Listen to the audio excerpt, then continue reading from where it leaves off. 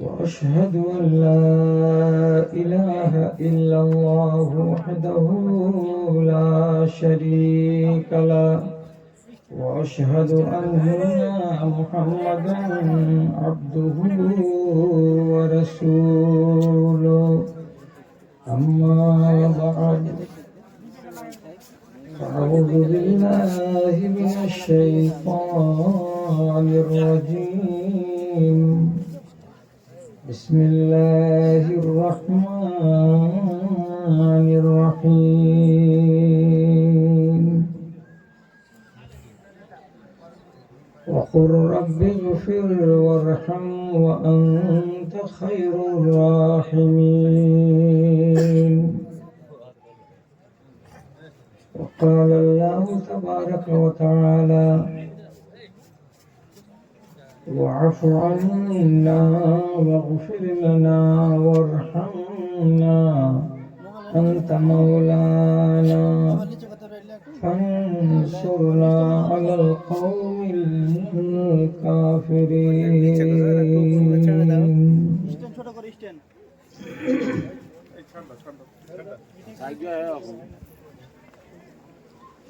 সকলের দাতা তুমি ওগো দয়াময়, এতটুকু কৃপা যেন মোর প্রতি হয় গো, মোর প্রতি হয়।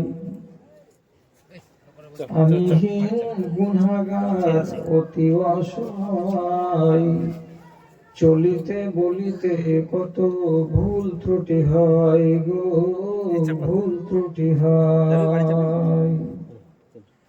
সেসবের খতিয়ান নিও না কো তুমি, এইটুকু করুণা চাই শুধু আমি। এর বেশি চাহিবার আর কিছু নাই, সকলের দাতা তুমি ওগো দয়াময়। সাধ্যের বাহিরে কোনো ঝামেলা দিও না, আপদে বিপদে মোরে কভু ফেলিও না, তুমি কভু ফেলিও না। দয়া করে সব গুনাহ মাফ করে দিও, রহম করিও মাওলা, রহম করিও।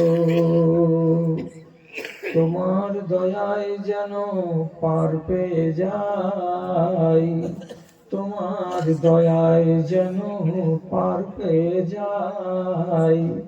সকলের দাতা তুমি ওগো দয়াময়, এতটুকু কৃপা যেন মোর প্রতি হয় গো, মোর প্রতি হয়।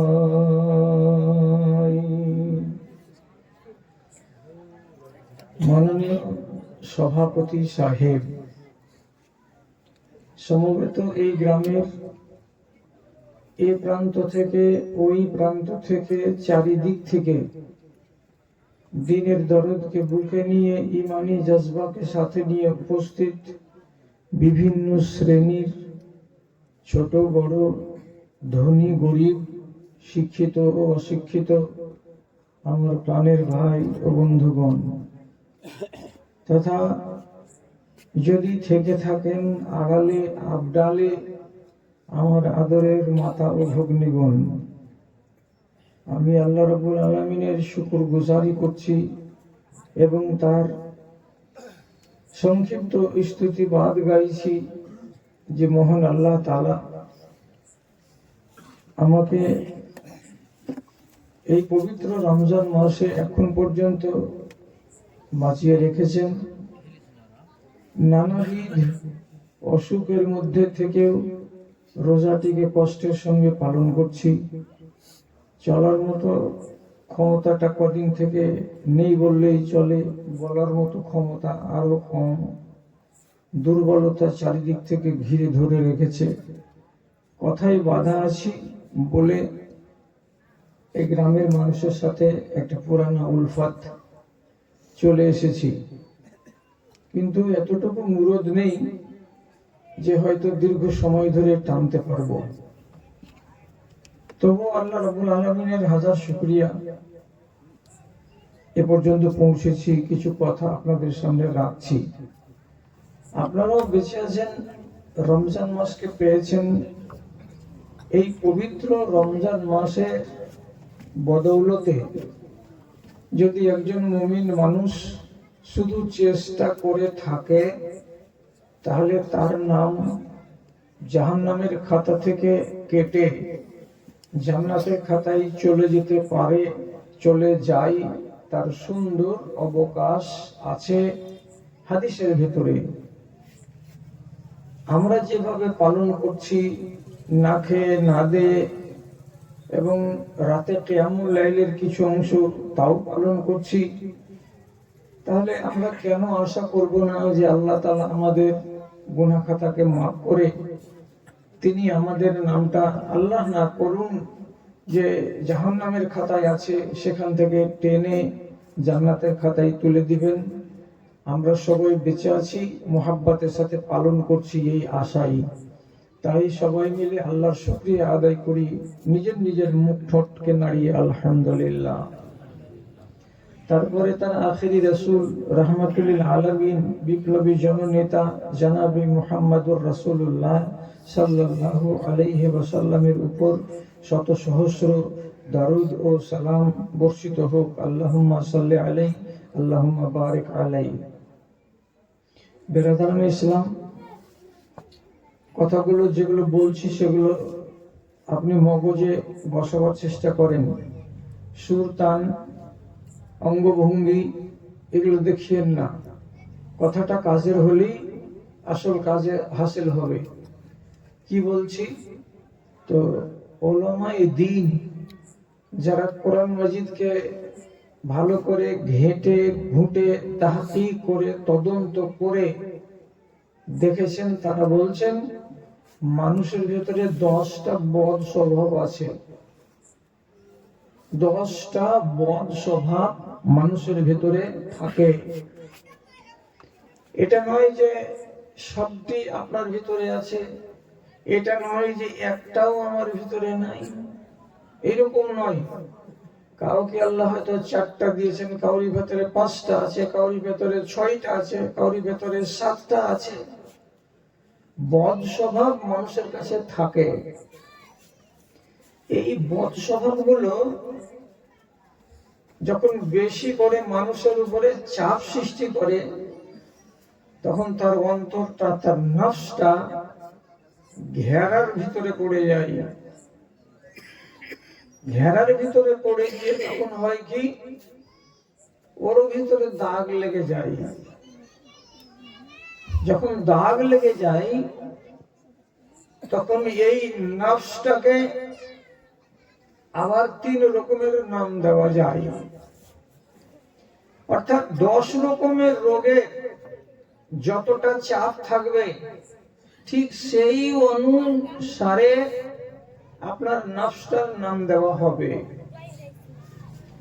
কোনগুলো নফসকে বলা হয় আম্মারা, কোনগুলো নফসকে বলা হয় লাওয়ামা, আর কোনগুলো নফসকে বলা হয় মুতমাইন্না। কোনটা ভালো, কোনটা মাঝারি, আর কোনটা 3rd গ্রেডের, আমি কিছুক্ষণ পরে আপনার সামনে খুলে দিচ্ছি। কি কি বদ স্বভাব আমাদের ভেতরে আছে, মিসাল হিসাবে 2-4টা আমি বলছি। যেমন আল্লাহ তাআলা আমাদের সবাইকে দুর্বল করে তৈরি করেছেন, কমজোর। আল্লাহ কোরআনে নিজেই বলছেন, খুলিকাল ইনসানু দাইফা, সমস্ত মানুষকে আমি কমজোর করে তৈরি করেছি। তাহলে কমজোর যদি হয় তো এটা কি ভালো গুণ? কমজোর হওয়া তো ভালো গুণ নয়। তো কমজোরটা কেমন? উলামায়ে দ্বীন, মুফাসসিরিনে কেরাম বেশ কিছু কথা বলেছেন, এর উপরে আমি শুধু একটা বলছি। কমজোর কেমন?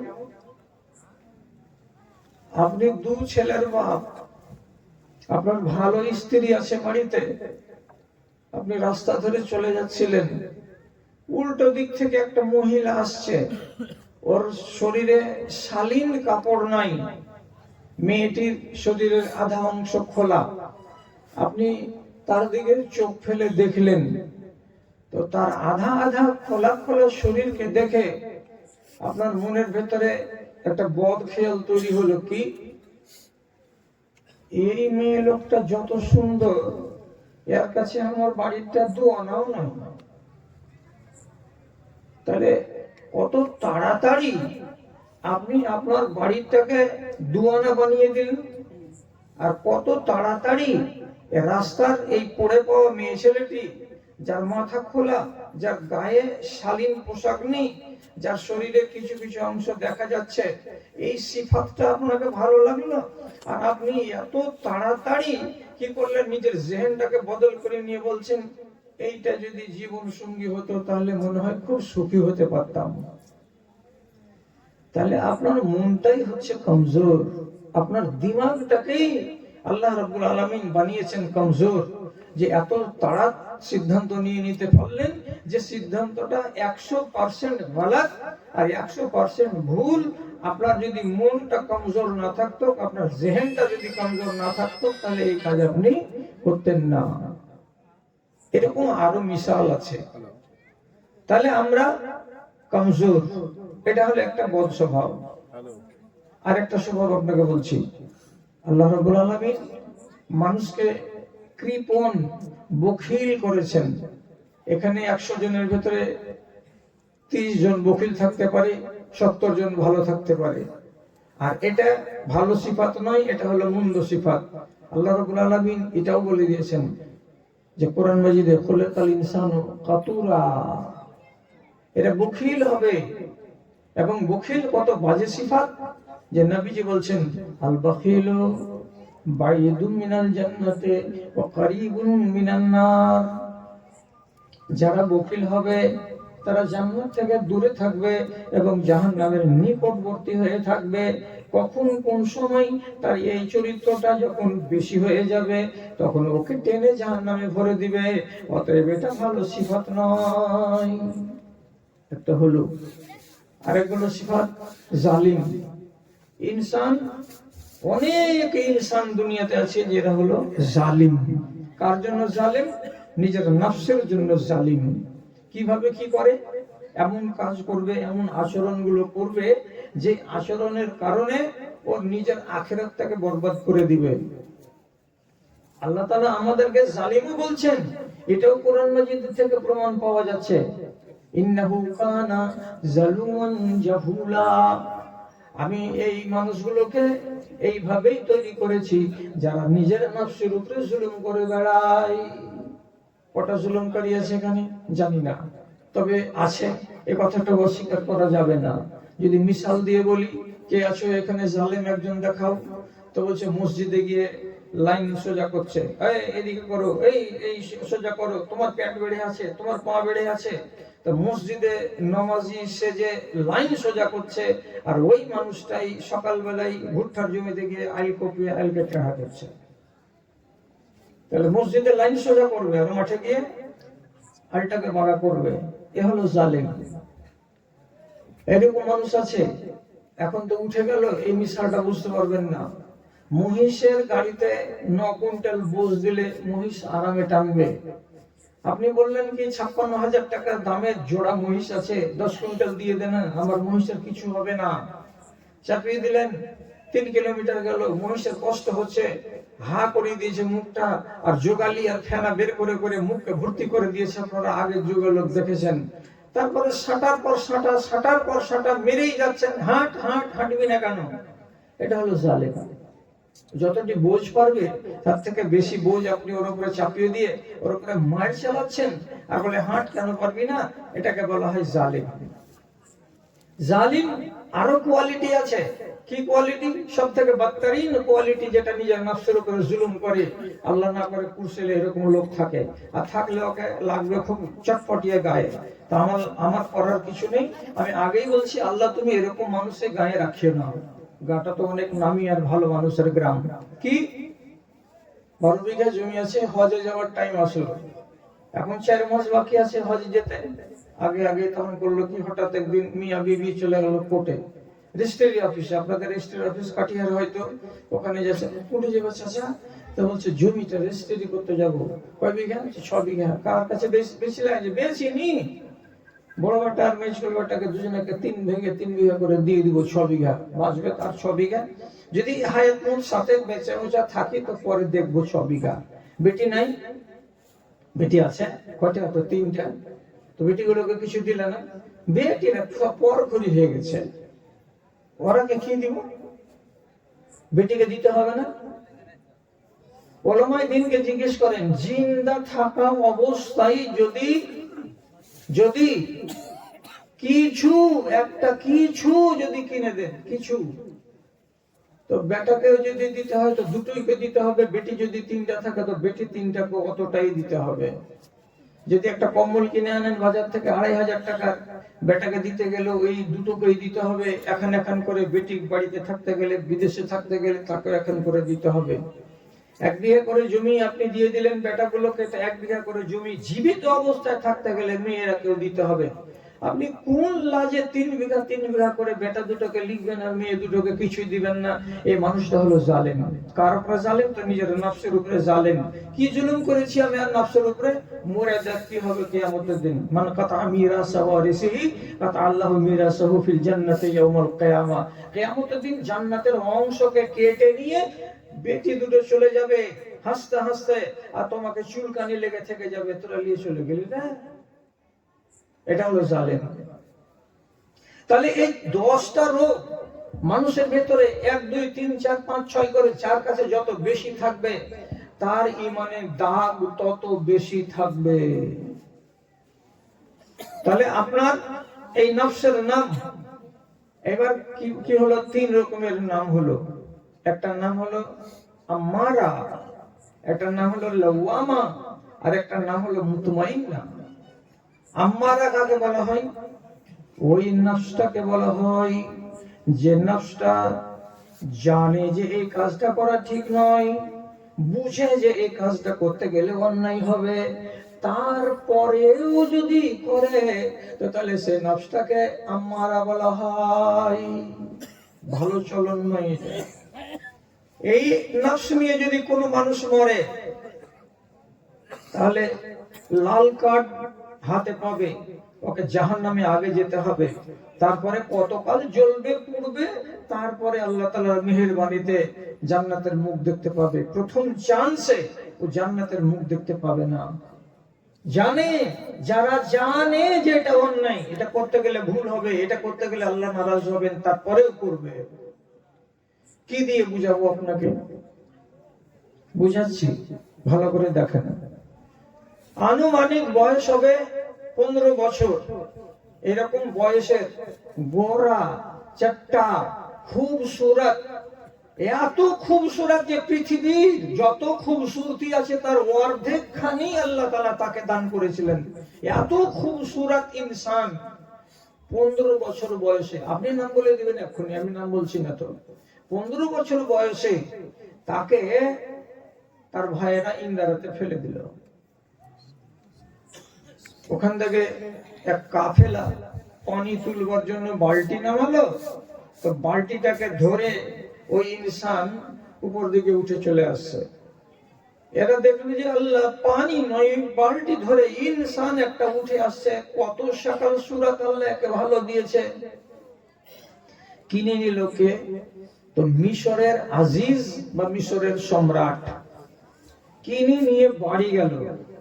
বাড়ি গিয়ে তার স্ত্রীকে, এটা ইতিহাসে নাম লেখা আছে, কোন সহি সূত্র থেকে জানা যায় না, ইতিহাসে নাম লেখা আছে, ওই মেয়েটার নাম হলো জুলাইখা। ওকে যে নিজের বিবিকে সামনে করে রেখে বলছে এরকম করে, আকরামি মাসওয়াহু আসা আন ইয়ানফানা আও নাত্তাখিযহু ওয়ালাদা। এ বিবি, এ বাচ্চাটার সম্মান করো, বাচ্চাটাকে ইজ্জতের সঙ্গে থাকতে দাও বাড়িতে। এই ছেলেটা আমাদের অনেক কাজে আসবে এবং বড় হয়ে যদি দরকার লাগে আমরা একে নিজের বেটা বানিয়ে নেব। কেন যে এখন পর্যন্ত তোমার এবং আমার ওরসে কোনো ছেলে পেলে নাই, বেটা করে নিব এটাকে। এত সুন্দর ছেলে, ইজ্জত করো, সম্মান করো, আদর করো, বাড়িতে রাখো। হযরত ইউসুফকে রেখে দিলেন বাড়িতে। স্বামী রাষ্ট্র সামলে বেড়াচ্ছেন আর বাড়িতে বিবি। 1 মাস গত হলো না, 2 মাস গত হলো না, খারাপ সেন্সে খবরদার মগজে উঠাবেন না, ভালো নিয়তে ভালো করে শুনবেন, গলত কোনো কথা যেন জেহেনে না ঢুকে, কেন যেটা একজন নবী। কোরআন কি বলছে? وراودته التي هو في بيتها عن نفسه وغلقت الابواب وقالت هيت لك। এই মহিলা ওর পিছনে লেগে গেল রাতে আর দিনে, দিনে আর রাতে, সকালে আর বিকালে, যখন তখন তাকে ফুসলাতে লাগলো। ফুসলাতে শেষ পর্যন্ত এমন একটা সময় এলো যে সময়টা একটা মানুষ হিসাবে হযরত ইউসুফ আলাইহিস সালাম নিজেকে সামলাতে না পেরে ওই মহিলার কথাই পড়ে গেলেন এবং তিনি রাজি হয়ে গেলেন, তুমি যেদিকে নিয়ে যাবে আমি সেদিকেই যাব। একদিন যদি বলে তো হয়, 10 দিন যদি বলে তো হয়, সারা দিন, সারা রাত, সারা মাস এর পেছনে ফিদা হয়ে আছে এই মহিলা। সংক্ষিপ্ত কথা, নির্জন ঘরে নিয়ে গেল। যাওয়ার পরে সাফ ভাষাতে বলছি, কোরআন মাজিদ যেভাবে বলছে, ওয়ালাকাদ হাম্মাত বিহি ওয়া হাম্মা বিহা লাউলা আন রাআ বুরহান রাব্বিহি কাযালিকা লিনাসরিফা আনহু সুআ ওয়াল ফাহশা ইন্নাহু মিন ইবাদিনাল মুখলাসিন। মেয়েটি ইচ্ছা করে নিয়েছে সেই গোপন কাজ করার। ইউসুফ আলাইহিস সালাম তখনও নবী হননি, তিনিও ইচ্ছা করে নিয়েছেন ওই গোপন কাজকে করার। কিন্তু আল্লাহ তাআলা উপর থেকে দেখছেন আর বলছেন, এইটা আমার আগামী দিনের নবী, আর আমার নবী যদি এইরকম কেলেঙ্কারিতে জড়িয়ে যায় তাহলে সারা দুনিয়ার মানুষের কাছে নবী জীবনে কোনোদিন আয়নার মতো চেহারা নিয়ে দাঁড়াতে পারবে? এটা তো হবে না। আদম থেকে শুরু করে আখেরি নবী পর্যন্ত আম্বিয়ায়ে কেরামদের যে 3টা গুণ এক সমান ছিল, তার ভেতরে একটা গুণ হলো এটাই যে পৃথিবীতে যত নবী এসেছেন কোন নবীর চরিত্রের ভেতরে দাগ ছিল না, কোন নবীকে আল্লাহ তাআলা বদ চরিত্র করে পাঠাননি। নবী ইউসুফকে আল্লাহ তাআলা বাঁচাবার জন্য এটা সাথে সাথে নিদর্শন বা আলামত পাঠিয়ে দিলেন। কি পাঠালেন এটা সহি কোন জায়গা থেকে লিখিত প্রমাণ নাই, তাফসীরে আছে, আমি আপনাকে শুনিয়ে দিচ্ছি। তা কি লেখা আছে? 3টা কল আছে, আমি একটা বলছি। হঠাৎ করে জুলাইখা চৌকি থেকে নেমে গেল, দিয়ে ইউসুফকে বলছে, থামো, 2 মিনিট থামো, তারপরে আবার আসছি, চৌকিতে আসছি, দুজনে আমরা মধুর মিলনে লিপ্ত হব। নেমে গেল। নেমে যাওয়ার পরে সামনে ঘরের ভিতরে টাকে একটা ছোট্ট খোদা রাখা ছিল, মাটি, একটা তৌলিয়া নিল, আর নিয়ে যাওয়ার পরে খোদার উপরে এমনি করে তৌলিয়াটাকে চাপিয়ে দিল, মুখটাকে ঢেকে দিল। দেওয়ার পরে আবার চুপিতে এসে বলছে, হ্যাঁ, আমরা যে উদ্দেশ্যে এক জায়গাতে হয়েছি, আমরা আমাদের উদ্দেশ্যটাকে এবার পূরণ করব। নবী ইউসুফ জিজ্ঞেস করে বললেন, এটা কি করলে তুমি, আমাকে একটু শোনাও। তো জুলাইখা বলছে, আমি মধুর মিলনে লিপ্ত হয়ে যাব, আর আমার এখানে তাকে আমার খোদা আমার দিকে দেখতে থাকবে, আমার খোদা আমাকে দেখবে, আর আমি তার চোখের সামনে কাজ করব। এত বড় বেয়াদবি করতে পারবো না, তার জন্য তার মুখের উপরে তৌলিয়া চাপিয়ে দিলাম যাতে আর সে দেখতে না পায়। নবী ইউসুফ সাথে সাথে বলছেন, তোমারই চোখ, খোদার চোখ হলো এইটুকু ভোল্টেজের যে তৌলিয়া চাপিয়ে দিলে তো কানা হয়ে গেল। আমার আল্লাহকে চিনো? আমার আল্লাহর চোখে কত জ্যোতি আছে তুমি জানো? কত জ্যোতি আছে? কত জ্যোতি আছে তোমার আল্লাহর চোখে? তো ওই দিনের জবাবটাকে তখন পাইনি, তো ওই জবাবটা তো আমার নবীর হাদিস থেকে পেয়ে গেছি।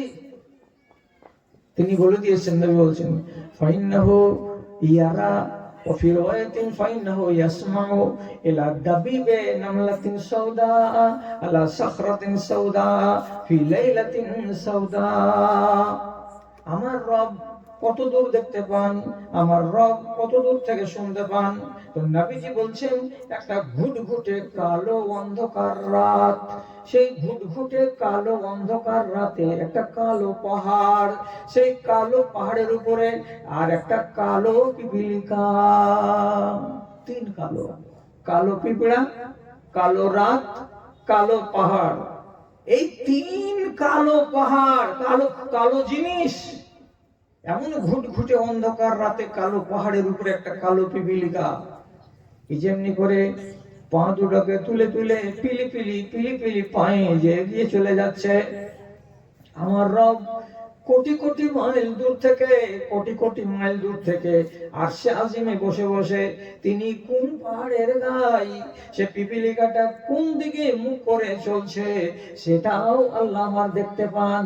তাহলে আমার আল্লাহর চোখ যদি এত তেজ হয়, তাহলে তোমার আল্লাহর চোখকে তুমি ঢেকে দিতে পেরেছো, ও তোমাকে জিজ্ঞেস করবে না। কিন্তু আমার আল্লাহর চোখকে আমি তো ঢেকে দিতে পারবো না, সে তো আমাকে দেখবে, সে তোমাকে জিজ্ঞেস করবে। অতএব এই অন্যায় কাজ করা হবে না বলে নবী ইউসুফ এখান থেকে নেমে গেলেন। আর নেমে যাওয়ার পরে দৌড়াতে লাগলেন, পালাতে লাগলেন, দৌড়াতে লাগলেন, পালাতে লাগলেন। না না না, এ কাজ করা যাবে না। কাহিনী তো লম্বা, আমার উদ্দেশ্য তো কাহিনী বলা নয়। আমি এইখান থেকে এইটুকুই নিলাম। কেন নিলাম? কেন সওয়ালের এবার জবাব, আর সওয়ালটা শুনেন কি। এই জুলাইখা, তুমি কি জানো না প্রথম দিন তোমার স্বামী তোমাকে কি বলেছিল? কি বলেছিল কথাটা? যে আকরিমি মাসওয়াহু, এই ছেলেটার সম্মান করো, আশা আইয়ান ফানা আও নাত্তাখিযহু ওয়ালাদা, এই ছেলেটা আগামী দিনে আমাদের কাজ দিবে, অথবা একে আমরা ছেলে বানিয়ে নেব। যদি ছেলে বানাই তো তোমার মতো মেয়েটাই জবাব করুক, এই ছেলেটাকে যদি আমরা ছেলে বানিয়ে নিই, এই ছেলেটার সঙ্গে তোমার এই ব্যবহার করা ঠিক হচ্ছে? তোমার নফসকে জিজ্ঞেস করো। আর একটা জিজ্ঞাসা, তুমি কি জানো না যে একজন লোকের তুমি বাড়িওয়ালি?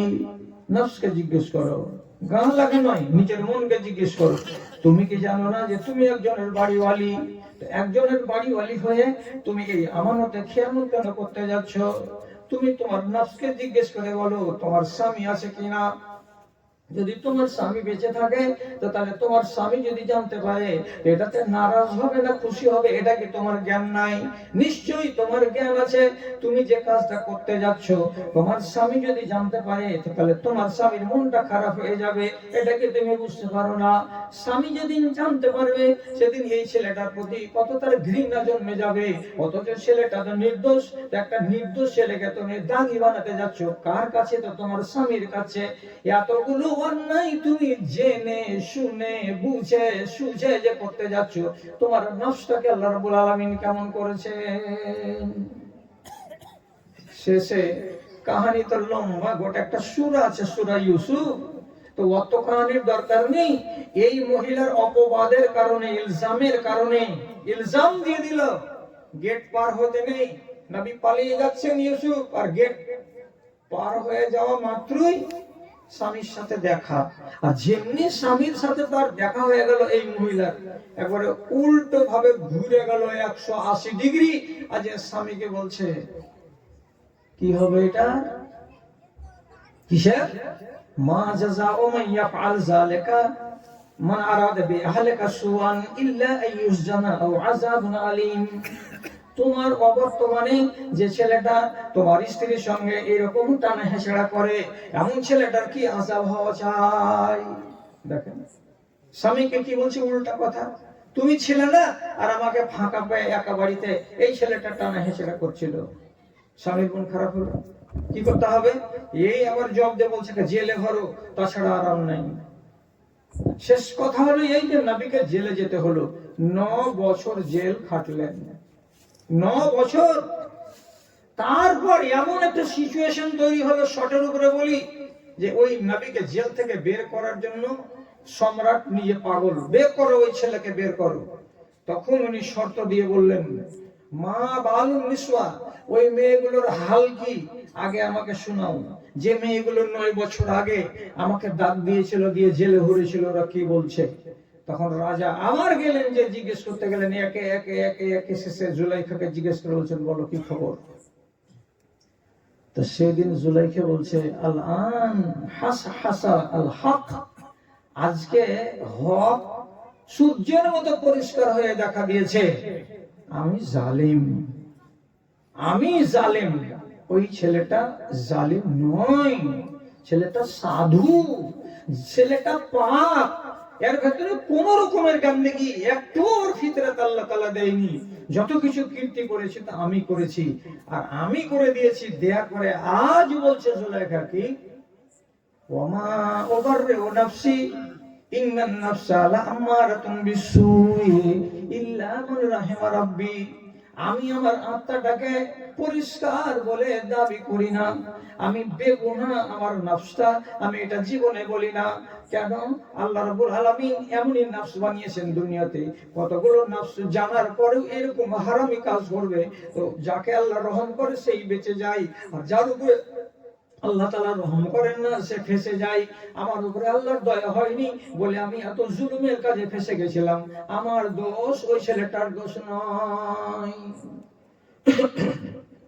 আমার আত্মা কোনটা জেনে বুঝে তারপরে আক্কেল থাকা সত্ত্বেও এমন কাজ করবে, এই আত্মাটা হলো আম্মারা। আর নিজে অন্যায় থেকে নিজেকে মুক্ত করার জন্য তাড়াতাড়ি চিন্তা করবে না, টাইম নিয়ে নিবে, অনেক অনেক টাইম নিয়ে নিবে। কতদিন টাইম নিবে? কত নিল? 9 বছর। আমাদের দেশের লোক কতদিন টাইম নিবে? পাপ করে করে করে করে করে যখন ছালা ভর্তি হয়ে যাবে, তখন হুঁশ হবে না যে আমি এখান থেকে ফিরে আসি। যখন দেখবে হাঁটুতে ক্যালসিয়াম নাই, কিনকিন কিনকিন করছে, সোজা হয়ে দাঁড়াতে পারে না, লাঠি ছাড়া চলতে পারা যায় না, তখন সংসার ভালো লাগবে না, ভুট্টার জমি আর ভালো লাগবে না, ক্রেশার মেশিন ভালো লাগবে না, কয়শো মন পালি রে বেটা, ওগুলো ভালো লাগবে না। শুধু ওকে ভালো লাগবে তখন কি, একবার করে মসজিদে যাবে, বসে বসে ঠুকুর ঠুকুর 2 রাকাত নামাজ পড়বে, আর নিজের তাসাল্লি ওতেই বোধ করবে, আর একা একাই চুরিয়ে চুরিয়ে আল্লাহ রাব্বুল আলামিনের কাছে তখন ক্ষমা চাইবে, বলবে, পরওয়ারদিগার এরকম করে জিন্দেগি কাটিয়ে নিয়েছি, তুমি আমাকে এখন মাফ দাও। এই আত্মাগুলো হচ্ছে কি আম্মারা। আমাদের দেশে মানুষের, আল্লাহ তুমি হেফাজত করিও, বেশিরভাগ মানুষের আত্মা হচ্ছে আম্মারা। আম্মারা আত্মা মানে কি? সুদের ওয়াজ শুনে রেখেছে, অথচ সুদ ছাড়া একটা মানুষ বাঁচতে চায় না। মদের ওয়াজ শুনে রেখেছি, গোটা কুরসেলের লোক এই পাড়া আর ও পাড়া, অথচ যতক্ষণ পর্যন্ত কোনো নেশা সেবন না করব, আপনি তিরাঙ্গা বলেন আর গুটকা বলেন আর খাইনি বলেন আর বিড়ি বলেন আর সিগারেট বলেন আর মদ বলেন আর যত কিছু বলেন, নেশা নেশা নেশা না করতে গেলে আপনার দিন যাবে না। কিছু কিছু ছেলের সকালবেলায় পায়খানা হবে না, এগুলা হলো আম্মারা নাফস। এতবার শোনার পরে আজ পর্যন্ত নেশা ছাড়তে পারলে না, কবে ছাড়বে? যেদিন